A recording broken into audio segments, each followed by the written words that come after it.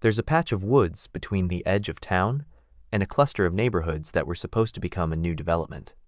The funding stopped halfway through, and all that's left now are empty roads that lead nowhere and a forest no one touches. There's no fence, no sign, just a narrow walking path between the trees that looks like it was carved out decades ago and left to fade. I had passed it my whole life, on bikes, in cars, running. Everyone knows it's there, but no one ever talks about it. You just don't go in. Until I did. It was supposed to be a shortcut. I had stayed late at a friend's place across town, and I didn't want to take the long walk back. The sun was setting, the air was heavy, and I was tired. The paved road would have taken close to an hour. The shortcut? Maybe 20 minutes, if I moved fast. I didn't hesitate long. I told myself it was just a patch of woods, that the stories people told as kids weren't real, that it would be faster, easier, and I'd be home before dark. I entered at the top of a shallow slope. The trail looked worn, like it hadn't been touched in a long time, but still visible. The trees arched over the path, like a tunnel. Leaves cracked underfoot. I kept my phone in hand, but the signal vanished within 5 minutes. Still, I moved forward. At first, everything felt fine. The air was quiet, still warm, with fading gold light dripping between the branches. I passed a cluster of trees with thick roots and a fallen log covered in moss. The trail bent left, then back again. The ground dipped slightly, and the sun disappeared faster than I expected. That's when I first noticed the silence. There were no birds, no wind, no rustling, just complete, heavy stillness. Like everything had paused. The trees around me grew thicker, their trunks closer. Their roots tangled across the path like fingers trying to hold something down. I stepped over them and kept walking, but the air felt different. It was colder now, not the kind of cold that comes with nightfall. It felt like something else, the kind that sinks under your skin. I stopped to check the time. My phone had reset. The screen was black, the battery gone even though it had been at 60% when I left the house. When I looked up again, the trail looked wrong. The bend I had just passed was gone. The curve behind me was straight now. The log I had stepped over earlier was ahead of me again. I walked toward it, just to be sure. Same log, same moss. Same scratch in the bark from where I had brushed it earlier with my shoe. I turned around and walked the other way. After maybe 5 minutes, the log was in front of me again. I stopped. I stood still. I tried to listen. But the forest didn't sound empty anymore. It was breathing, not with lungs, not like a person, but with presence. The way a cave breathes when the wind shifts. The way an old building groans when it forgets you're inside it. The air thickened. The trees leaned. And I felt watched. I started walking again. Faster now. Not running. Just enough to feel like I was gaining distance. That's when I saw movement. Not clearly. Just something ahead, near the base of a tree. A figure low to the ground, bent forward, then gone. It didn't run. It didn't hide. It vanished, like it was pulled back into the forest. I walked faster. Then, I passed a tree with a mark on it. A handprint. Too small. Too high. Smudged into the bark, like the wood had grown around it. The trail was gone now, just the woods. Endless and crooked. Trees stretching taller than they had before. The sky was gone. No sun, no stars. Just a dim gray above the branches that gave no light, no sense of time. Then the ground changed. It softened.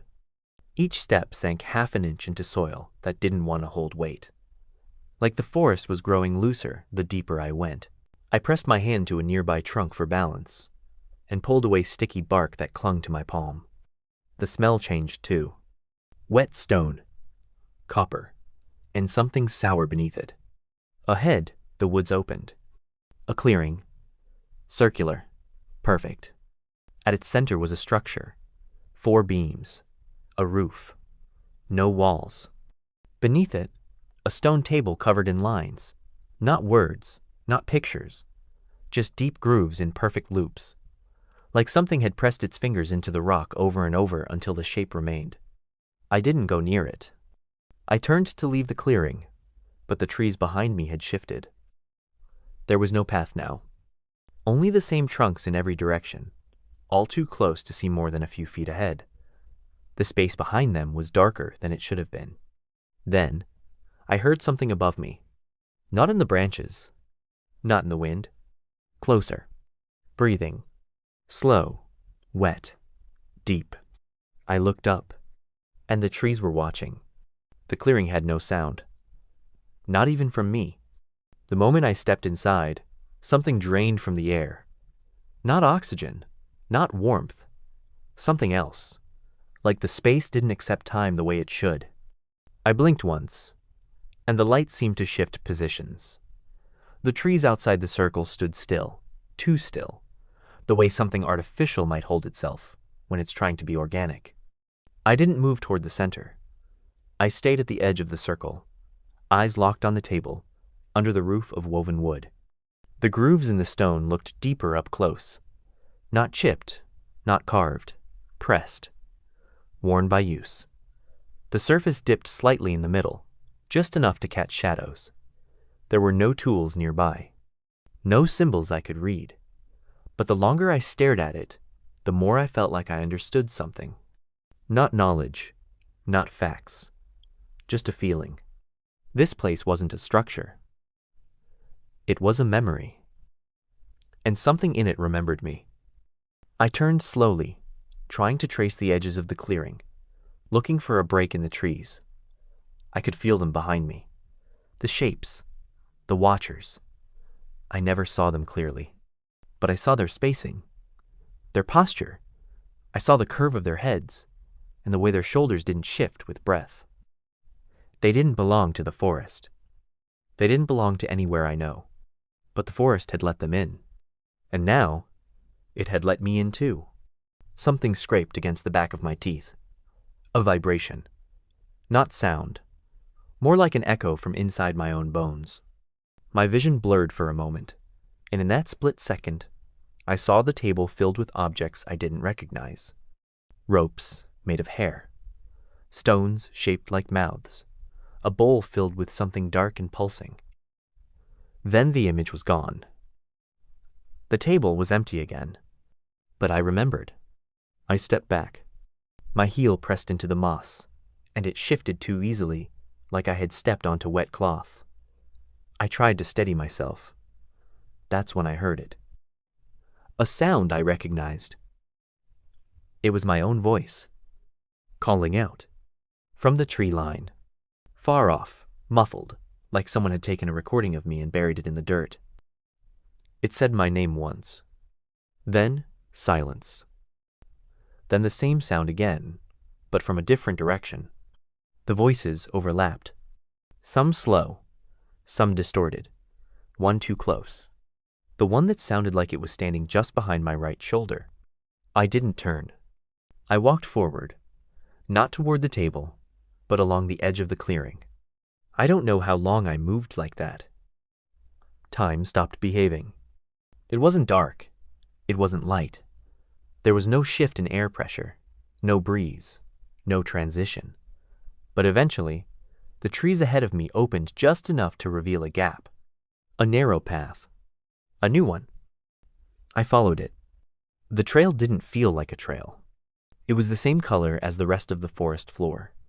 But each step forward felt easier than stepping back, like the ground was tilted, even when it was flat. The breathing returned. Only now, it was mine. But wrong. Each breath I took didn't satisfy. My chest filled and emptied, but something else lingered in my ribs. A tension, a second rhythm, like my lungs were being taught how to breathe by something else. Eventually, I saw daylight. Not sunlight, just light. A thin, gray glow, bleeding between the trees. And then I was out. I stumbled onto pavement, a side road I didn't recognize. The forest behind me didn't look like the place I had just left. It looked normal. Birds chirped in the distance. A squirrel darted across a nearby branch. The wind blew through the trees gently, as if nothing had changed. I walked until I found a landmark I recognized. Then I walked home. When I got inside, the clock said it had been nearly 9 hours since I left. My phone was still dead. But when I plugged it in, a new photo was waiting in the gallery. It wasn't in the same folder as the others. It had no timestamp, no metadata, just the image. The clearing, empty, taken from above, like a drone shot. No path leading in, no way to tell how high the shot had been taken. And behind the table, a figure, tall, barely visible in the shade beneath the roof, bent slightly forward, its arms too long, fingers pressed flat to the table, the grooves on the stone glowing faintly beneath its hands. I closed the photo, deleted it. The next morning, it was back. Then again the next day. Each time, the figure was closer to the edge of the frame, the table slightly more worn, the roof above it lower, like it was sagging under weight that had not been there before. I moved out a week later, left the town completely. I never told anyone what I saw. No one asked. But sometimes, on certain nights, my phone buzzes with a photo notification from an app I don't use. No text, no sender, just the image, a path, and a new doorway, waiting.